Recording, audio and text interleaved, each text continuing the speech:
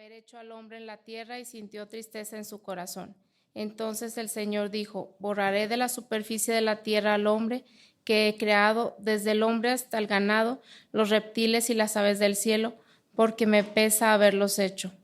Pero Noé halló gracia ante los ojos del Señor. Estas son las generaciones de Noé. Noé era un hombre justo, perfecto entre sus contemporáneos. Noé siempre andaba con Dios. Noé engendró 3 hijos, Sem, Cam y Jafet. Pero la tierra se había corrompido delante de Dios y estaba la tierra llena de violencia. Dios miró a la tierra y vio que estaba corrompida, porque toda carne había corrompido su camino sobre la tierra. Entonces Dios dijo a Noé: he decidido poner fin a toda carne, porque la tierra está llena de violencia por causa de ellos. Por eso voy a destruirlos junto con la tierra. Hazte un arca de madera de cipre. Harás el arca con compartimentos y la cubrirás con brea por dentro y por fuera. Entonces yo traeré un diluvio sobre la tierra para destruir toda carne en que haya aliento de vida debajo del cielo. Todo lo que hay en la tierra perecerá, pero estableceré mi pacto contigo. Entrarás en el arca tú y contigo tus hijos, tu mujer y las mujeres de tus hijos. Así lo hizo Noé, conforme a todo lo que Dios le había mandado. Así lo hizo. Génesis 7, 6, 7, 10, 13, 21, 24. Noé tenía 600 años cuando las aguas del diluvio vinieron sobre la tierra. Entonces Noé entró en el arca y con él sus hijos, su mujer y las mujeres de sus hijos, a causa de las aguas del diluvio. Aconteció que a los 7 días las aguas del diluvio vinieron sobre la tierra. El año 600 de la vida de Noé, el mes segundo, a los 17 días del mes, en ese mismo día se rompieron todas las fuentes del gran abismo y las compuertas del cielo fueron abiertas. Cayó la lluvia sobre la tierra por 40 días y 40 noches. En ese mismo día entró Noé en el arca con Sem, Cam y Jafet, hijos de Noé, la mujer de Noé y las 3 mujeres de sus hijos con ellos. Y pereció toda carne que se mueve sobre la tierra, aves, ganados, bestias, y todo lo que se mueve sobre la tierra, y todo ser humano, todo aquello en cuya nariz había aliento de espíritu de vida, todo lo que había sobre la tierra firme murió. El Señor exterminó pues todo ser viviente que había sobre la superficie de la tierra, desde el hombre hasta los ganados, los reptiles y las aves del cielo, fueron exterminados de la tierra. Solo quedó Noé y los que estaban con él en el arca. Las aguas prevalecieron sobre la tierra 150 días. Amén. Gracias. Acompáñame a orar. Padre, te damos las gracias, Señor, por este día. Te damos las gracias porque eres bueno, Padre. Y te pedimos que en esta hora seas tú iluminando nuestras mentes, nuestros corazones, Señor, transformándolos por medio del poder de tu Espíritu con tu palabra, Señor. Que seas tú obrando en cada uno de nosotros y que podamos escuchar y atender lo que tú estás hablando a nuestros corazones, Padre. Ayúdanos a ser confrontados, a ser consolados, Señor, pero sobre todo a deleitarnos más en ti, a conocer más a Cristo, a comprender la grandeza de la gracia, Señor, lo maravilloso, el esplendor de lo que eres tú y lo que has hecho por nosotros, Padre. Te lo pedimos en el nombre de Cristo Jesús. Amén. Pueden sentarse.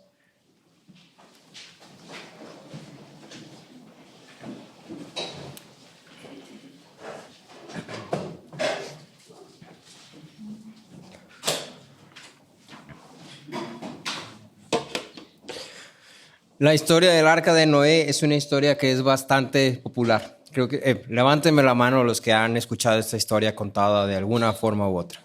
Si has escuchado la historia del arca de Noé, si la conoces, aunque sea así como grandes rasgos, levanta tu mano. La película que salió hace no sé cuántos años, como 10 años, del arca de Noé, que era completamente ficticia, toda mal. Pero es una historia que conocemos. Conocemos que se trata de un hombre que construyó una arca grandota, muy grandota, porque cupieron muchos animales, que se metió a ir al arca y luego se llenó el mundo de agua y hubo un gran diluvio y luego al final, como él se metió al arca, el arca permaneció por encima de las aguas y entonces se salvó. Sí, la historia va más o menos así. No recuerdo cuándo fue la primera vez que escuché esta historia.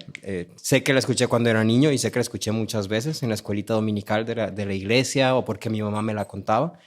Sé que la llegué a ver en diferentes formas. La escuché narrada, la escuché en películas, la vi en películas. Me la actuaron incluso. A veces en la iglesia hacían estas actuaciones del Arca de Noé o te ponen estos videos de mira el Arca de Noé con personas reales.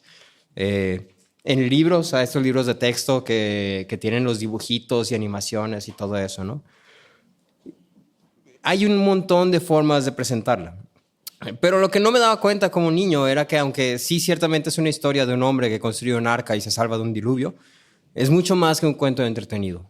Cuando tú y yo vamos a esta historia, la contamos a los niños y la contamos con una gran sonrisa en nuestra cara. Y mira, Noé, luego imagínate estar con los animales. Y luego, ¿dónde copiaron los elefantes? ¿Y cómo le hicieron los animales que eran carnívoros? ¡Wow! Sí, Noé salvó dinosaurios. ¡Wow! Imagínate. Y lo contamos como con este ánimo, con este tipo de fantasía de ficción, ¿no? Como con este encanto de decir, wow.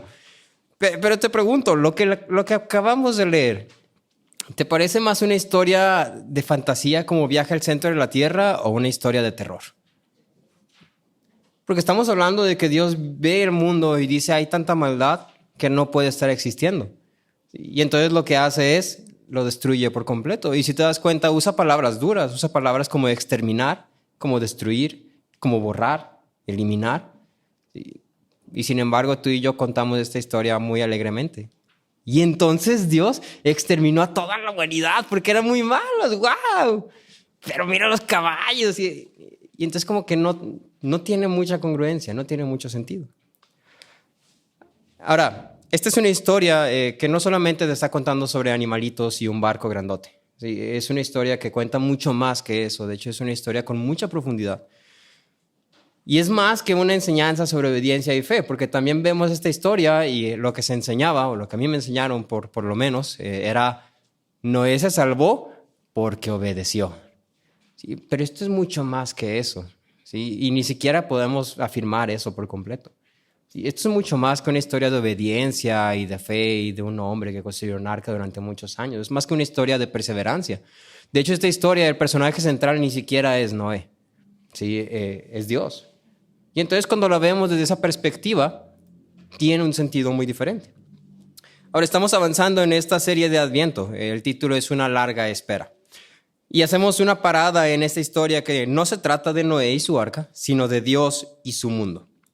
La espera comienza en el jardín, o más bien dicho, afuera del jardín. ¿Recuerdas que Adán y Eva fueron expulsados del jardín y entonces ahí comenzó la espera? ¿Sí? ¿Qué estaban esperando en ese entonces?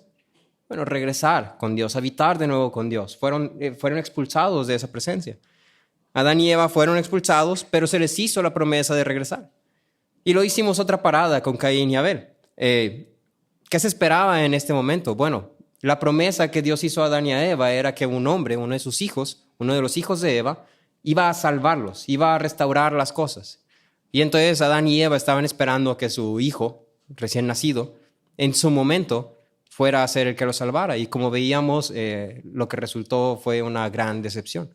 Poner la esperanza en los hombres nunca resulta. ¿Sí? Nunca resulta. Ahora vimos el nacimiento de Lamec. Y Lamec se convierte en esta figura que es la máxima expresión de maldad hasta este punto en la historia. Lamec se jactaba de la violencia, se jactaba de ser vengativo, se jactaba de ser fuerte, se jactaba de poder abusar de otros, se jactaba del hecho de tener 2 esposas. Y como lo mencionaba el pastor Aarón, tenemos el primer poema, que era un poema donde se alababa a la mujer y decía, esto es realmente una creación hermosa de Dios. Y encontramos después un segundo poema, el segundo poema en la historia de la humanidad. Y es un poema de odio, rencor, jactancia, egoísmo, ¿sí? De violencia. Y ahora quiero que en esta historia donde estamos parándonos ahora, que es la historia de Noé y el arca, que es más bien de Dios y su mundo, hablemos de 3 ideas clave que probablemente ya conoces. ¿Sí? Nuestras 3 ideas clave que vamos a enfatizar a lo largo de este sermón son la maldad, el juicio y la salvación. Son 3 ideas sencillas. Empezando por la maldad. El versículo 5 establece todo el panorama. Dice, el Señor vio que era mucha la maldad de los hombres en la tierra. ¿Cuánta maldad había? Mucha. y que toda intención de los pensamientos de su corazón era solo hacer siempre el mal. ¿Qué estaban pensando hacer los hombres? Maldad. ¿Sí? Y entonces date cuenta, es como hay mucha maldad y luego estos hombres, en vez de pensar vamos a hacer algo respecto a la maldad, solamente están pensando en hacer más maldad. ¿Sí? ¿Cuánta maldad había entonces en el mundo de Dios? Recuerda que Dios creó un mundo bueno. Recuerda que en Génesis tú y yo vemos este relato de cómo Dios crea y al final de cada día dice, y vio Dios que era bueno. Y vio Dios que era bueno. Y al final de la creación, al final del relato, dice, y vio Dios que era bueno en gran manera. Y sin embargo llegamos aquí y es malo. Y todo lo que hay en el mundo es malo. ¿Sí? Y los hombres solo planean hacer el mal. Y entonces imagínate el gran contraste. Estas son terribles noticias. Es una verdad terrible. Dios ve el mundo corrompido completamente, el mundo bueno que Él había creado. Los hombres a quienes había creado para compartir de su plenitud con ellos, para habitar con ellos, ahora estaban completamente sumergidos, empapados y planeando maldad. Cuando nos topamos con esta expresión de que Dios ve, no solamente significa como una acción de mirar con los ojos. Esta expresión casi siempre habla de una evaluación. ¿Sí? Es decir, Dios volteó a ver el mundo y evaluó. ¿Y sabes cuál fue la conclusión? El mundo es malo. El mundo es malo, el mundo está corrompido y los hombres que están en el mundo son malos y están corrompidos. El mundo se había convertido en un lugar de corrupción y la escena que está descrita aquí no es la de un mundo en el que nadie quisiera estar. El pecado que comenzó con Adán y Eva se había extendido tan amplia y profundamente que la manera en la que se habla del mundo como un todo es malo. Y es un poco irónico pensar que la forma en la que, otra vez, contamos esta historia a los niños, es un relato feliz, divertidos, y esta es una de las realidades de las narrativas, de los relatos más devastadores en toda la Biblia. Sí. Quiero destacar de este primer punto clave tres características, tres puntitos, tres énfasis, ¿no? Lo primero es que la maldad es global. Cuando Dios voltea a ver el mundo, no dice, y esta zona es mala y esta no es tan mala. ¿Sí? Y aquí hay muchos que son muy malos y aquí hay muchos que no son tan malos. ¿Sí? Y estos son buenos y estos son malos, sino que Dios voltea a ver al mundo y dice, es malo. ¿Sí? La maldad es global, abarca todo y a todos.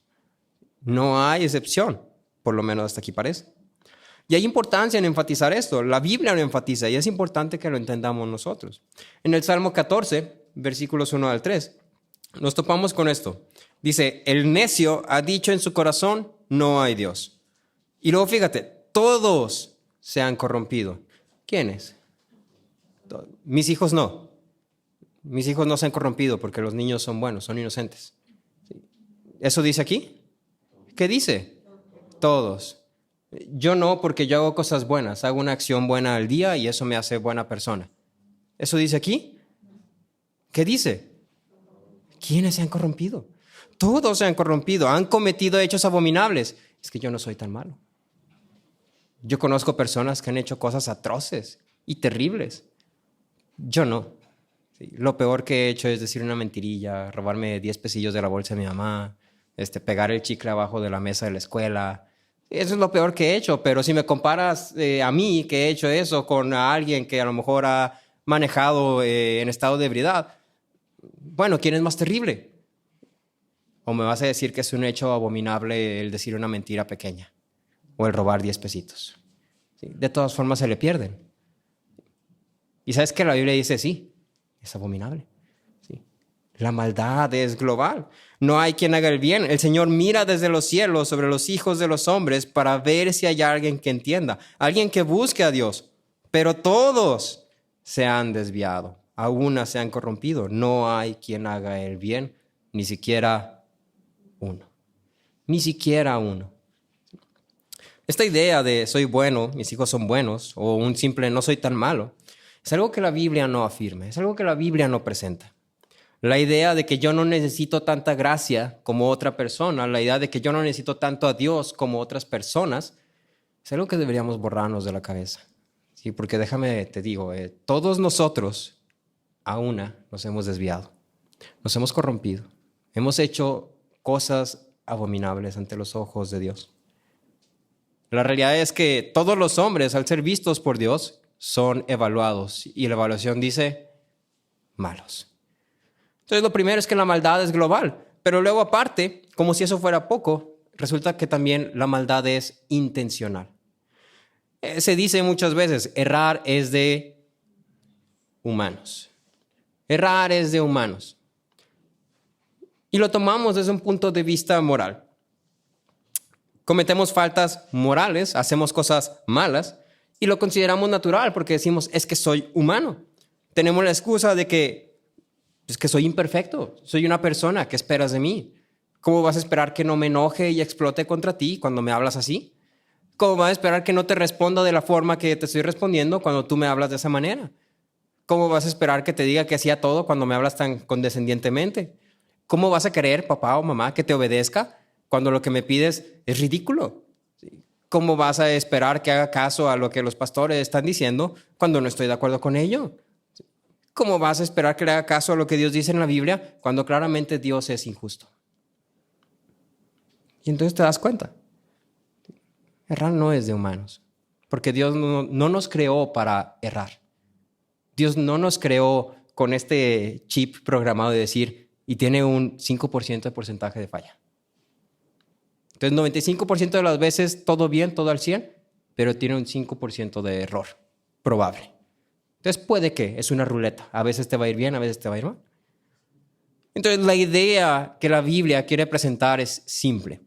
Todo acto de maldad que sale de los hombres, tú incluido, yo incluido, es intencional. Es intencional. No hay maldad accidental. ¿Sí? No hay maldad accidental. Y podemos llegar a pasar muy rápidamente esta idea, pero es claro en el texto. Toda intención en los pensamientos del corazón del hombre es hacer el mal. Y es muy interesante esto, y esto nos lleva a nuestro último punto aquí. La maldad está en el corazón. Ahora, esto es sobre todo importante porque nos deja entender el porqué. Cuando hablamos de maldad, claro que estamos hablando de algo externo.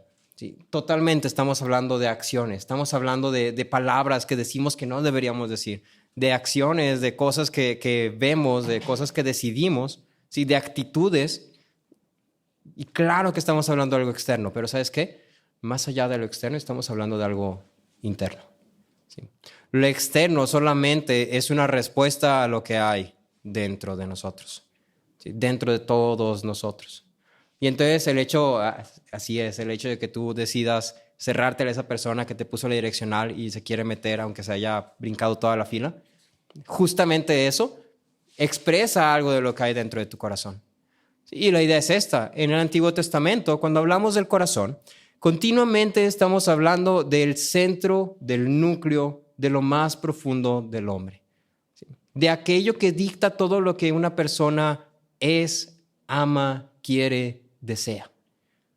Y entonces cuando dice que en este núcleo el hombre solo piensa hacer el mal, ¿qué es lo que estos hombres quieren? Hacer el mal. ¿Sí? Quieren hacer el mal. Y entonces cuando Dios ve la tierra, determina dos cosas. Determina que hay mucha maldad y determina que los hombres solo quieren hacer maldad. Y ahora, hay una pregunta importante aquí que espero que te hayas hecho. ¿Qué es hacer el mal? ¿Qué significa hacer el mal? Porque entonces, ¿todos los hombres están viviendo malamente? ¿Todos los hombres en el tiempo de Noé eran ladrones, asesinos, mentirosos? ¿Todos los hombres en el tiempo de Noé hacían trabajo deshonesto, evasión de impuestos, manejaban mal sus caballos o sus burritos? ¿Todos eran malos en ese sentido? ¿Qué significa hacer el mal? Bueno, básicamente se refiere a lo siguiente. Ignorar a Dios y el propósito para el cual Él nos creó. Eso es hacer el mal. Y entonces regresamos, ¿no? ¿Alguna vez en tu vida has ignorado a Dios y el propósito para el cual Él te creó? ¿Alguna vez has tomado una decisión fundamentada en lo que yo quiero, en lugar de lo que Dios quiere, en lugar de lo que Dios me creó. Porque bueno, déjame te digo que cuando haces eso, aunque la decisión sea ir con mis amigos o ir a la iglesia, sí, bueno, puede que estés haciendo el mal. Cabe aclarar, no quiere decir que ir con tus amigos y no venir a la iglesia es pecado. Sí, de eso no se trata. Pero el punto aquí es este. Hay decisiones tan simples que a veces tomamos sin pensar siquiera un segundo en Dios. Sin pensar siquiera un segundo en lo que Dios nos ha llamado a hacer o hacer. Hay amistades que tenemos que tal vez sería conveniente no tenerlas y ni siquiera me detengo a pensar en ¿qué dice Dios respecto a esto? ¿Qué dice la palabra respecto a esto? Dios creó un mundo bueno y nos creó para estar en comunión con Él, para deleitarnos en Él, para glorificarlo. Y te pregunto, ¿todo lo que haces en tu día a día es deleitarte en Dios y glorificarlo? ¿Tiene ese propósito? Cuando le gritas a tu amigo o amiga, te enojas con él. Cuando aplicas la ley del hielo a alguien, ¿es para deleitarte en Dios y glorificarlo? Cuando le dices a una persona, no, es que te ves bien feo o te ves bien fea, ¿es para deleitarte en Dios y glorificarlo? Cuando le gritas a tus hijos porque ya te tienen hasta aquí, porque no te hacen caso, y son unos flojos y huevones y esto y aquello, ¿lo estás diciendo para deleitarte en Dios y glorificarlo? Está extraño, ¿no? Ay, entonces regresamos. Resulta ser que, bueno, el problema es que todos nos hemos corrompido, todos nos hemos desviado. Y ahora, hay un contraste en esta porción entre buenos y malos, particularmente entre bueno y malos. Y la única excepción al juicio que Dios emite en este primer versículo es Noé. Y Noé es presentado con 3 características que lo distinguen, que lo diferencian. Características que están entrelazadas entre sí. Se dice que Noé encontró gracia delante de Dios. Se dice que Noé era justo y perfecto. Y se dice que Noé siempre andaba con Dios. Y de estas 3 características quiero enfatizar la forma de andar de Noé. Sin dar muchas vueltas, quiero que entiendas esto. Noé es la excepción al juicio de Dios de que todo era malo, porque Noé consideraba a Dios en todos sus caminos. Esa era la diferencia. Noé consideraba a Dios en todos sus caminos. Y entonces vámonos a algo exagerado, ¿no? Noé pensaba en la mañana, ¿qué voy a desayunar? 4 burritos con tortilla de harina, que yo sé que a la larga me va a hacer daño porque estoy comiendo demasiadas harinas todo el tiempo. O me hago huevito con jamón y espinacas, sí, poquito aguacate, que a lo mejor no me gusta tanto, es más laborioso, pero sé que me hace bien. Y bueno, la cosa aquí es que Noé se detenía y preguntaba, ¿qué sería más glorificante para Dios? ¿De qué se alegraría más Dios que yo hiciera? ¿Que abusara la comida buena que Él creó para mí? ¿O que la administrara correctamente? Y entonces ahí está, desde la mañana que estaba haciendo Noé, considerando a Dios en todos sus caminos. Y luego Noé también en la mañana se levantaba y decía, híjole, es que si me levanto 10 minutos más tarde voy a llegar tarde. Y decía, bueno, pero vale más la pena estar acostado 10 minutos más o llegar puntual a mi trabajo, suponiendo que tenía un trabajo de 9 a 5, porque ya habían de estos en ese momento. Y entonces Noé decía, bueno, es que yo hice un compromiso y yo tengo una responsabilidad y yo tengo que reflejar que Dios es fiel. Y entonces considero a Dios en mi caminar y ¿qué hago? Me levanto temprano y llego puntual a donde sé que tengo que llegar puntual. Porque si Dios es fiel y cumple su palabra en el momento que Él dice, yo soy fiel y cumplo mi palabra en el momento que yo digo. ¿Sí? Y si yo dije voy a llegar a las 9, llego a las 9. No a las 9:10, no a las 9:15, no a las 9:20, no a las 9:05, a las 9. Ahora lo que vemos en esta declaración de juicio es que los hombres están rechazando e ignorando a Dios en el mundo que Él creó. Y esta es la definición que tenemos de pecado, ¿sí? Pecado es fallar en ser o hacer lo que Dios demanda en su ley, rechazándolo o ignorándolo en el mundo que Él creó. Entonces Dios viene, crea un mundo, te pone en ese mundo y te dice, en mi mundo tú vas a vivir así. Y cuando tú vivas así, tú vas a deleitarte, vas a tener satisfacción completa, no te va a hacer falta nada y yo voy a estar contigo. Pero los hombres se desvían y dicen, yo no quiero lo que tú me ofreces, yo quiero lo que yo quiero. Yo no quiero el deleite que me va a satisfacer, que tú ofreces, que es infinito y es inmenso, que tú me dices, yo quiero lo que yo quiero. Yo no quiero vivir en tu mundo con tus reglas. Yo quiero vivir con mis reglas. Y entonces ahí eso es pecado. Y lo que vemos aquí es que los hombres hacían el mal en este sentido. Que puede que había un hombre que se levantaba y decía, yo voy a llegar puntual a mi trabajo porque tengo un compromiso. Y decía, y voy a hacerme un sándwich de verduras y aguacate y tomate y sal y pimienta para cuidar mi cuerpo porque eso es bueno. Pero ¿sabes qué? No lo estaba haciendo considerando a Dios. Lo estaba haciendo simplemente porque pues es lo que él consideraba bueno. Y entonces ahí hay una gran diferencia. Porque en cuanto tú y yo hacemos algo que no esté tomando en cuenta a Dios y lo que Él pide de nosotros, estamos fallando, estamos cerrando, porque fuimos creados para Él. Ahora, esta declaración de juicio, te pregunto, ¿qué tan lejano está el panorama que te estoy pintando con la actualidad? ¿Qué tan diferente es? No mucho, sí, no mucho. Ahora, ante tal situación, Dios no solamente declara un juicio evaluativo, sino que también un juicio legal. La maldad no puede ser ignorada. No puede haber un Dios bueno que ignore la maldad que existe. Tú no puedes ser un buen padre o una buena madre si tu hijo está sufriendo y tu reacción es, bueno,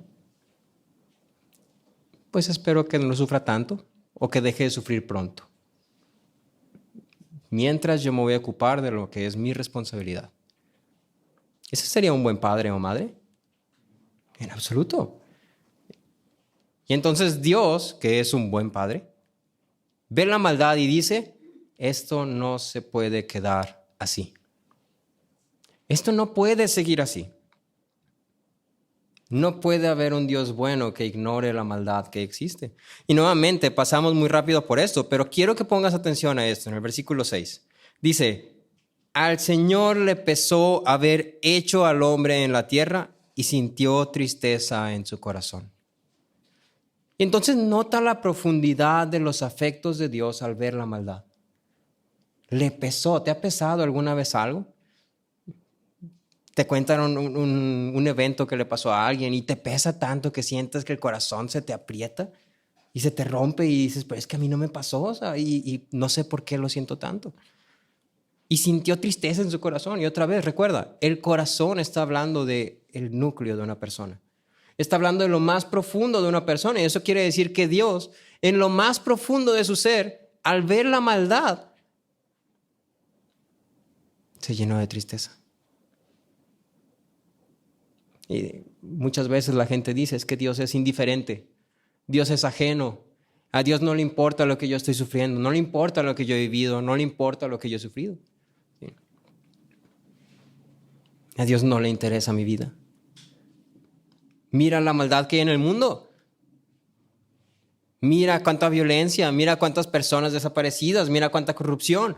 ¿Sí? Mira cómo los hombres son tan malos. El salmista lo expresaba bien. Mira cómo ellos se engordan y comen sin cesar y son ricos y tienen poder y no les pasa nada, son intocables. Bueno, déjame te digo, Dios ve la maldad y es afectado profundamente por la maldad porque Él decide ser afectado profundamente. Porque Él se permite ser vulnerable ante ello. Y entonces te das cuenta.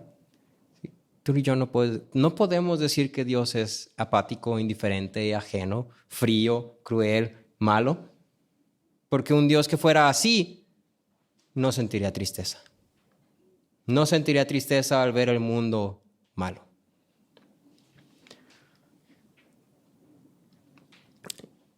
Dios se pesa por la maldad y se dispone a hacer algo al respecto. No se queda de brazos cruzados, no lo ignora, no puede ignorarlo. Él responde y su justicia y bondad no pueden quedarse inmóviles ante la injusticia y la maldad. Un teólogo decía, la tierra ya no honraba a su rey creador, ya no era una manifestación del buen reino de Dios. Y a Dios le dolía ver esta corrupción de su bella creación. ¿Y ahora cuál fue la respuesta de Dios? Bueno, Dios emitió un juicio que limpiaría la tierra de maldad. La maldad debe ser destruida. En el mundo bueno de Dios no puede existir maldad. Y entonces emite el juicio. Mira la tierra, ve que está corrompida, porque toda carne había corrompido su camino sobre la tierra. Y entonces Dios voltea a ver a Noé, el único que era justo, bueno, perfecto. Y le dice, he decidido poner fin a toda carne, porque la tierra está llena de violencia por causa de ellos. Los destruiré junto con la tierra. ¿La razón? Bueno, el hombre está corrompido y está corrompiendo la tierra. El juicio, destrucción total.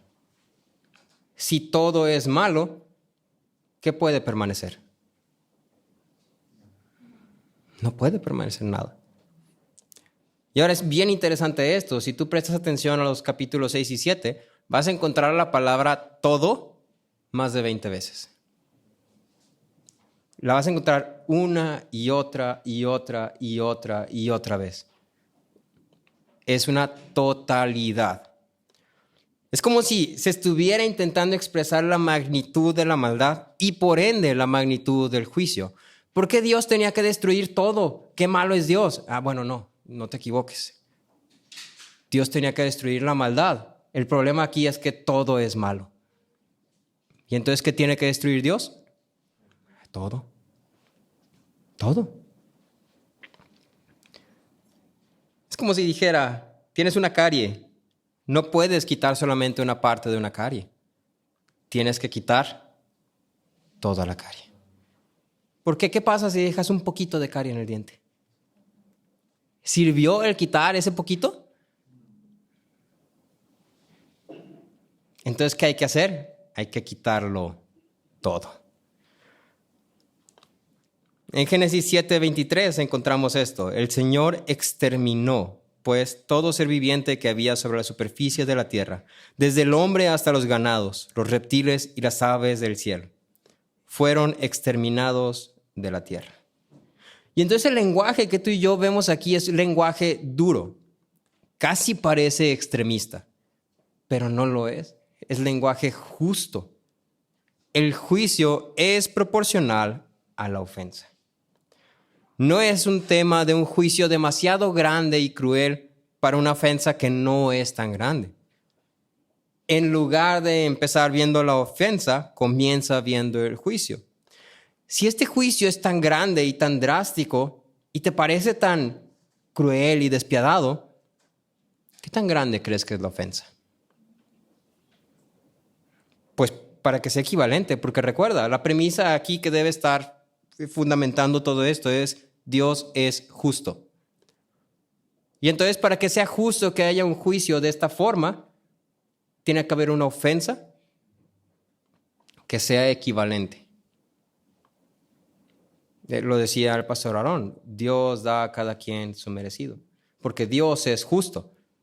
Y entonces, si esto es lo que Dios dio, significa que eso es lo que ellos merecían. Y si esto es lo que ellos merecían, ¿qué tan malos eran? Muy malos, terribles. Ahora, rechazar al Creador no es una cosa pequeñita. No amerita una disculpa. Y tendemos a minimizarlo. Pensamos que Dios es cruel por enjuiciar tan injusta y duramente. Pero el error está en que nosotros no lo vemos bien. no nos damos cuenta de lo terrible que es nuestra ofensa. Y ese es el problema.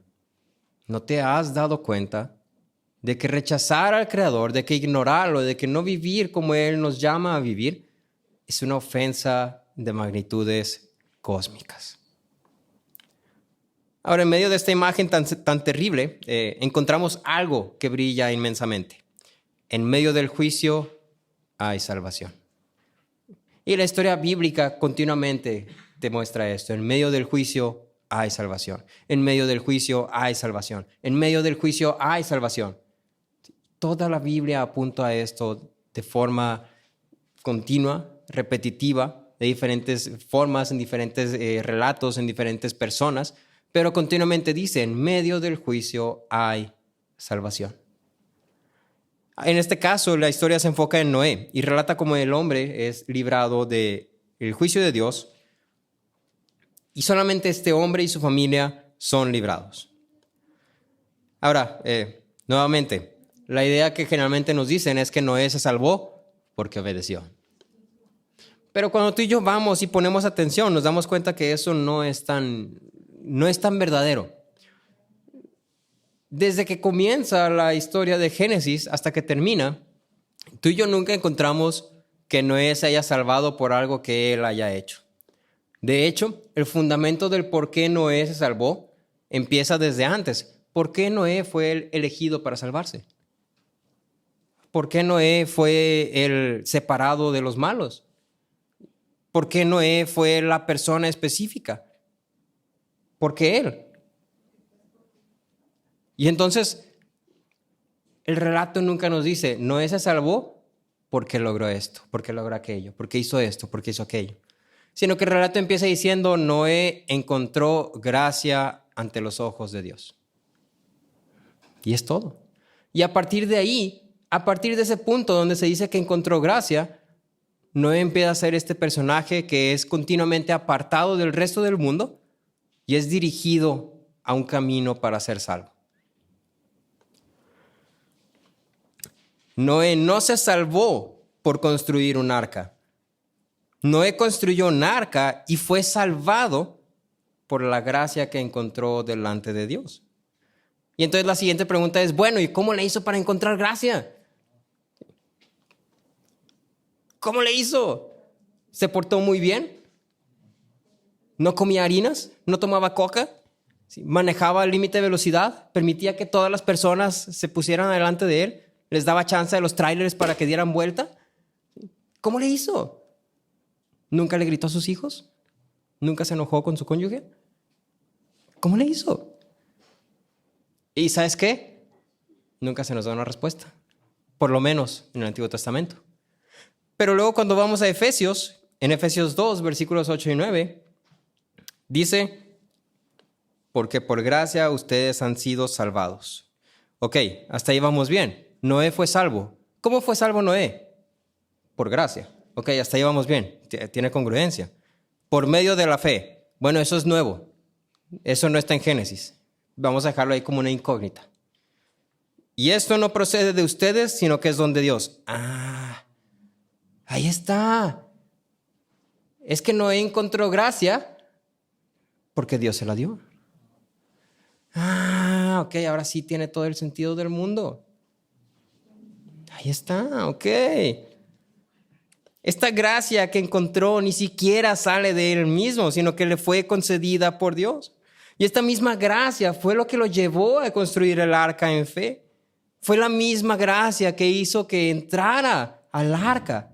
Sí, algo bien interesante de Génesis 6 y 7 es que tú ves esta frase, así como se repite todo un montón de veces, también se repite la idea de entró Noé al arca.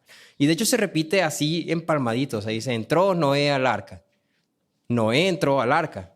Entró Noé y su familia al arca. Y entonces Noé entró al arca. Y se repite una y otra y otra y otra y otra vez. Y a veces cierra con la idea entró al arca tal como Dios le había ordenado. Y entonces ahí está presentando algo bien interesante. ¿Por qué entró Noé al arca? Porque ahí no dice que entró porque dijo, híjole, es que va a venir un diluvio grandote y pues me voy a meter. ¿Por qué entró Noé al arca? Porque Dios se lo ordenó. Porque Dios se lo ordenó. Y entonces Dios le da gracia. Dios le dice cómo hacerle para salvarse del juicio. Dios le dice que entre al arca para salvarse del juicio. Dios manda el juicio y luego Dios hace que el arca llegue a un monte de tierra seca y que Noé pueda bajar. ¿Y qué hizo Noé? Anduvo siempre con Dios. Y se acabó. Ahora, la idea es esta. En medio del juicio, Dios provee una vía. Una sola vía. ¿Cuántas arcas había? Una arca. Una sola arca. No había más. En la película de 2012, no sé si recuerdas, no sé si la vieron, la película de 2012, que estábamos en este tiempo de que se iba a acabar el mundo. Y entonces se iba a acabar en el 2010, pero no se acabó. Entonces lo recorrimos al 2012, no se acabó. Y entonces lo recorrimos al 2020, tampoco se acabó. Y entonces pasó el COVID, pero tampoco se acabó. Y entonces así lo hemos llevado, ¿no? No sé cuál es la siguiente fecha del fin del mundo, me la pasan ahí cuando la tengan. Pero en la película de 2012, no te voy a decir en qué año salió, adivina, la forma en la que el mundo va a ser salvado es porque hay 3 arcas. Hay 3 arcas grandotas. Y en las arcas hay personas y hay animales y cosas de lujo y así, pero hay 3 arcas. Y de estas 3 arcas, si no me equivoco, 2 son destruidas y la otra se salva. Pero hay 3 arcas. Pero luego venimos aquí y ¿cuántas arcas hay? Una. Hay una sola manera de ser salvos. Una sola forma. Una sola oportunidad. Una sola forma de entrar, porque en el arca, en la descripción de cómo fue construida, solamente hay una entrada.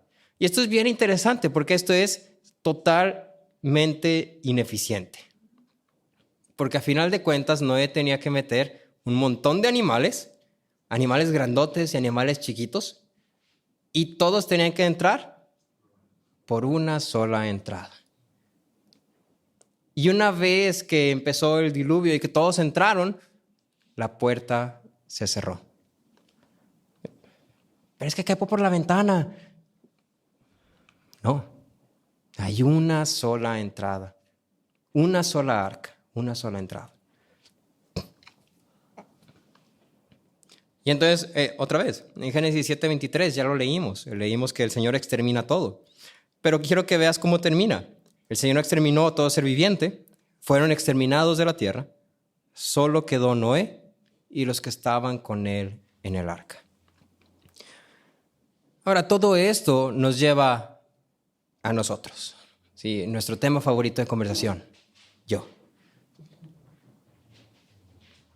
Hay maldad, hay juicio, hay salvación. En la historia de Noé hay maldad, hay juicio, hay salvación. Y ahora, este relato nos presenta un paradigma del juicio final de Dios. Porque los 3 elementos, maldad, juicio y salvación, están presentes en la actualidad. ¿Alguno de ustedes ha visto maldad en los últimos días? Hablando de en sus últimos días que han vivido. ¿Los han tratado mal? ¿Han sufrido? ¿Han estado enfermos? Yo llevo enfermo como 1 semana y media. ¿Por qué? No tengo idea. ¿Los han maltratado tal vez en el trabajo? ¿Les han hablado feo? ¿Sus hijos les han respondido? ¿Les han girado los ojos? ¿Sí? Oye, es que recoge tu cuarto. Sus aborrecentes, como les dicen. ¿Hay maldad en el mundo? ¿Has visto los noticieros últimamente? ¿Los has visto? No me gusta verlos porque son terribles. Lo único que encuentras es que Miss México ganó Miss Universo y luego secuestros, desapariciones, que hicieron esto, que mataron a esto, que encontraron a esto, que un choque, que aquello, que se cayó un camión en la carretera Pátzcuaro-Morelia, que 30 personas lesionadas, que tantos desaparecidos, que tantos fallecidos, que niños de 3 años, que niños de 13 años. Y entonces vemos continuamente lleno de información de la maldad que hay en el mundo. Y entonces, ok, ¿hay maldad en el mundo? Ok, sí hay maldad. El Dios que estaba en este relato es el mismo Dios que está en la actualidad. Y si el Dios de este relato ve el mundo y dice, es malo, tiene que ser exterminado, ¿qué crees que va a hacer ahora? Decir, nah, ya lo hice una vez. Estoy cansado. No, es que siempre lo mismo con estos chavos. No, porque otra vez, a Dios le pesa. Dios siente una tristeza en lo profundo de su corazón. Y un Dios bueno no puede ignorar la maldad. Y entonces Él ve la maldad que hay en el mundo, evalúa y emite un juicio. ¿Cuál crees que va a ser ese juicio? Bueno, si en este caso fue destrucción total, en nuestro caso, conecta los puntos. ¿Cuál crees que va a ser el juicio? Destrucción total. Un juicio. Pero así como hay maldad y hay juicio, también hay salvación. También hay salvación. Dios ha anunciado un juicio en 2 de Pedro, capítulo 3, versículos 6 al 7. Dice, por lo cual el mundo de entonces fue destruido siendo inundado por el agua. ¿De qué está hablando Pedro? El diluvio. Pero los cielos y las tierras actuales, ¿de qué está hablando Pedro?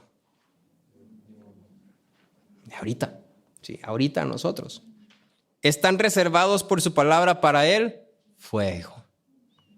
Bueno, es que resulta que Dios prometió que nunca más va a inundar el mundo. ¿Sí? Y entonces no lo va a hacer. No quiere decir que no va a haber un juicio, simplemente que ya no va a ser con agua. Y entonces aquí está. Guardados para el día del juicio y de la destrucción de los impíos. ¿Quiénes son los impíos? Los que hacen el mal. ¿Quiénes hacen el mal? Ay, no. Entonces voy a ser destruido con fuego. Híjole, estoy en problemas. ¿Y sabes qué? Tú también. Estamos en problemas. Tenemos un gran problema, mi amigo. Si tú y yo somos malos y Dios nos va a juzgar. Y el veredicto, aunque no ha sido dado oficialmente, tú y yo ya sabemos cuál es. Ya lo sabemos. No tenemos duda de eso. Pero así como Dios juzga, provee un medio. Una sola forma de ser salvos del juicio. Una sola. Dios nos ha dado a su Hijo. Dios nos ha dado a Cristo. Y es muy interesante cómo la idea aquí es la misma. Noé tiene que estar en el arca para ser salvo. Y tú y yo tenemos que estar en Cristo para ser salvos. Una sola entrada, una sola forma de ser salvos. Lo que tú y yo estamos esperando es salvación. Salvación del juicio, porque el juicio es inminente. El juicio ya ha sido declarado, el juicio viene. Eso no es una cuestión de vendrá o no vendrá, el juicio viene. No sabemos cuándo, no sabemos cómo, no sabemos de qué colores y sabores, pero tenemos por seguro que viene. Lo sabemos. Y si no estás seguro de ello, escucha mis palabras. El juicio viene. Pero hay salvación. Y eso es lo que estamos esperando, salvación.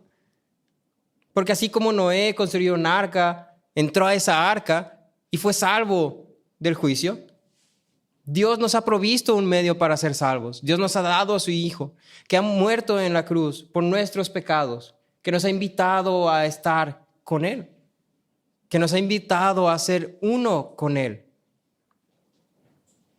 Y entonces lo único que yo tengo que hacer es entrar en el arca. Entrar en el arca.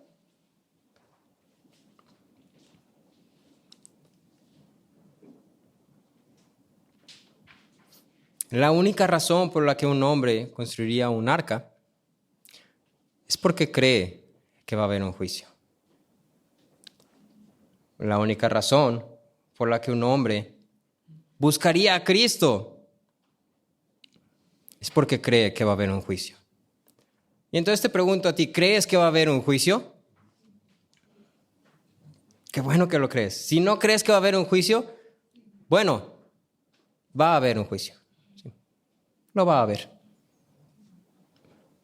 Y hay una sola forma de que podamos salvarnos de ello, y es en Cristo.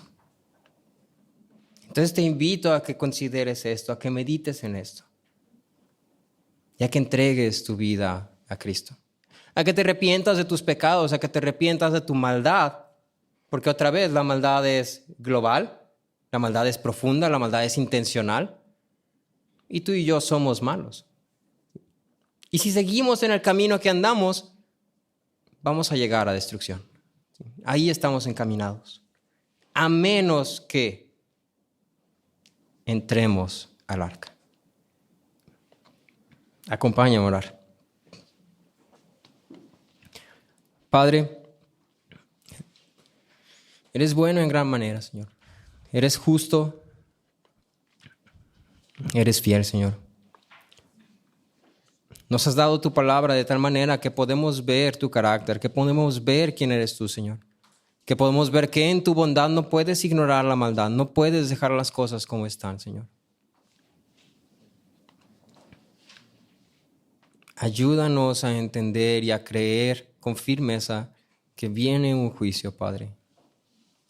Que en este mundo que tú has creado, los hombres no viven como deben vivir, como fueron creados para vivir, Señor. Y que tú no puedes dejar las cosas así, porque no eres ajeno, no eres indiferente, no eres lejano a nosotros, Señor.